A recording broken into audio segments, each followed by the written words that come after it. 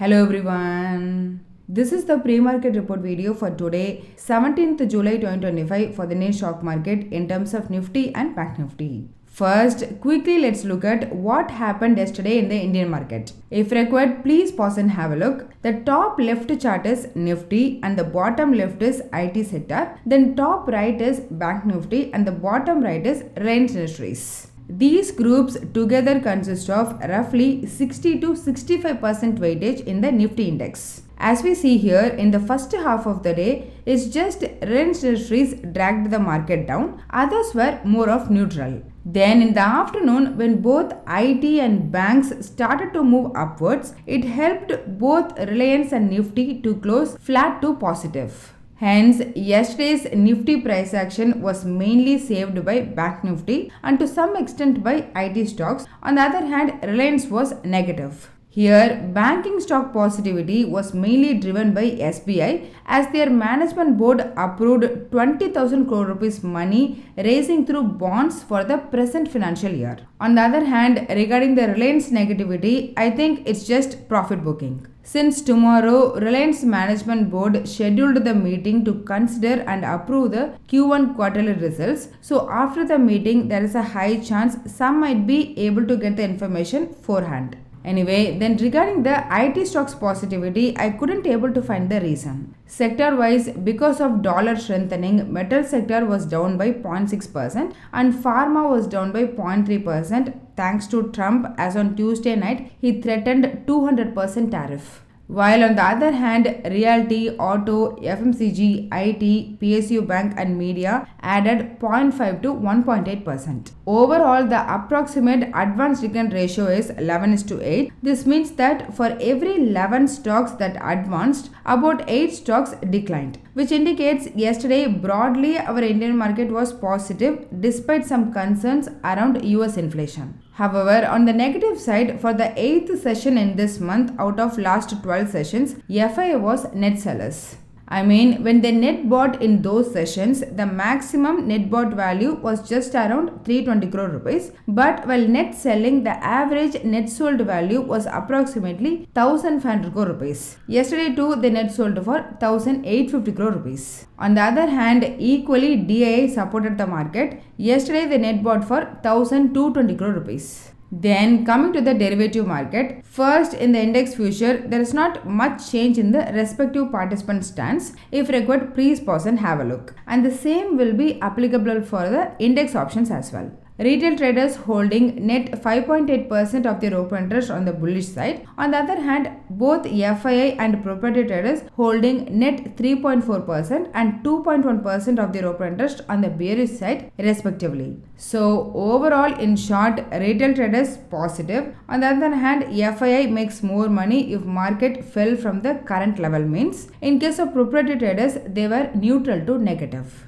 So that's my takeaway from yesterday's Indian market. Then coming to US, banks and core companies whoever released the earnings last night, all of them were good. Morgan Stanley, Abbott Lab and United Airlines all released good earnings. Hence, majority of the core business stocks increased yesterday and made the US market to close positive. However, in between, Trump did his thing.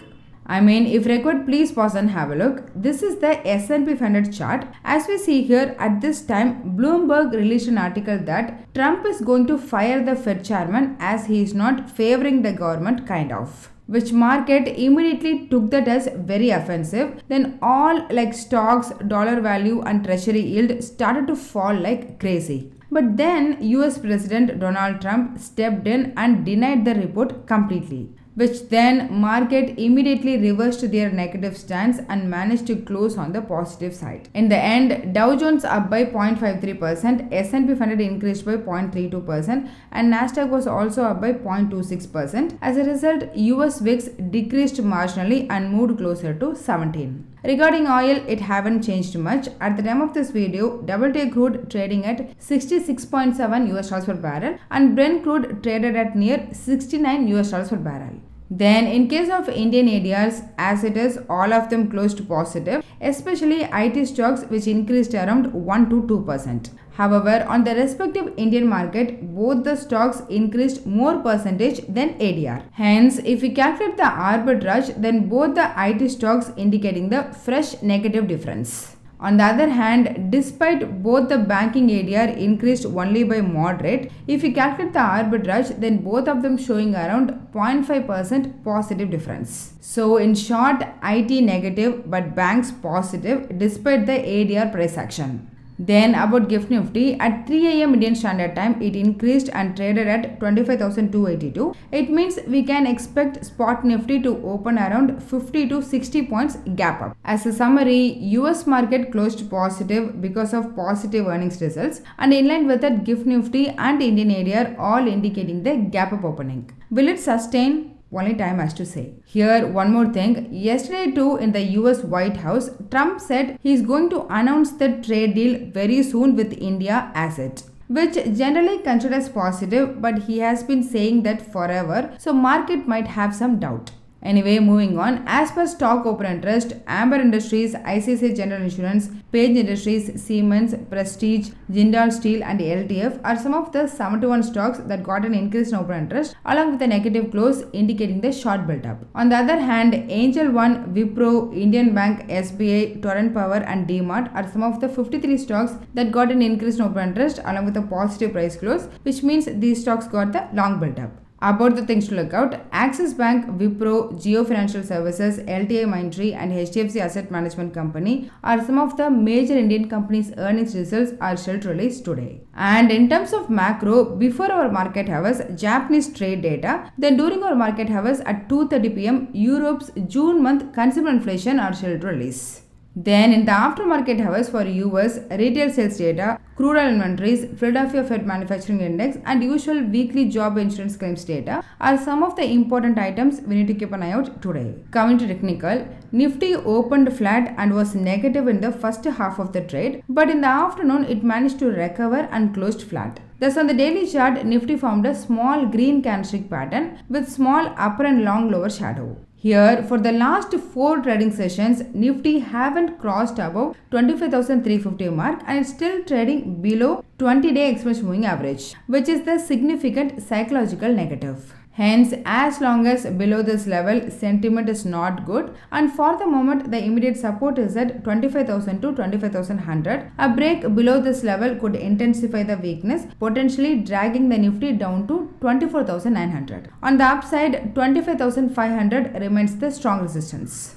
In case of Bank Nifty, it opened flat and reclaimed the 57,250 mark once again, but could not hold it and finally closed at around 57,150. Thus, on the daily chart, Bank Nifty formed a small bullish candlestick pattern with a upper and long lower shadow, indicating buying pressure at lower level. In addition, the important positive is it continued to form higher high, higher low formation for the third consecutive session and also managed to defend all key moving averages, which is key for further upside. Hence, in the short term, Bank Nifty will face resistance near 57,250. If it sustains above this level, it might move towards higher level 57,500 to 58,000. On the downside, the strong support is at around 56,850, where the 20-day exponential moving average is placed. According to the weekly options data, the maximum call option open interest was at 25,500 strike, followed by 25,300 and 25,200, with maximum new call option rating at 25,800, followed by 25,250 and 25,550. On the put side, the maximum open interest was at 25,000 strike, followed by 25,200 and 25,100, with the maximum new put option rating at 25,150, followed by 25,200 and 25,100. Thus, from options data, it's suggesting resistance at 25,300 to 25,550 level and support at 25,200 level.